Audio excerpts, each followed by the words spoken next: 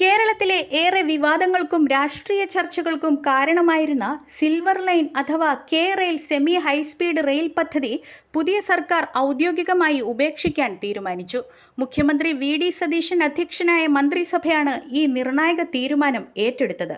530 kilometre ദൈർഘ്യമുള്ള ഈ പദ്ധതി തിരുവനന്തപുരം മുതൽ കാസർഗോഡ് വരെ അതിവേഗ റെയിൽ ബന്ധം ഒരുക്കുക എന്ന ലക്ഷ്യത്തോടെ മുൻ പിണറായി വിജയൻ സർക്കാർ മുന്നോട്ട് വെച്ചതായിരുന്നു. 4 മണിക്കൂറിനുള്ളിൽ സംസ്ഥാനത്തിന്റെ ഒരു അറ്റത്തിൽ നിന്ന് മറ്റേ അറ്റത്തേക്ക് യാത്ര സാധ്യമാക്കുക എന്നതായിരുന്നു പ്രധാന വാഗ്ദാനം.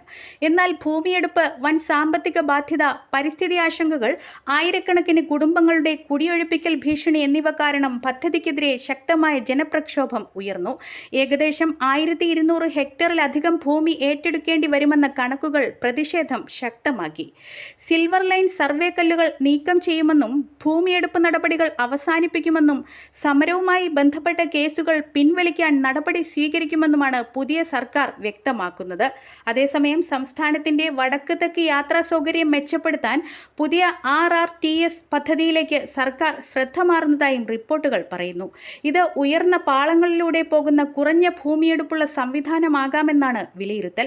രാഷ്ട്രീയമായി നോക്കുമ്പോൾ സിൽവർ ലൈൻ ഉപേക്ഷിക്കൽ മുൻ LDF സർക്കാരിന്റെ ഏറ്റവും വലിയ വികസന പദ്ധതികളിലൊന്നിന് ലഭിച്ച വലിയ തിരിച്ചടിയായാണ് വിലയിരുത്തപ്പെടുന്നത്.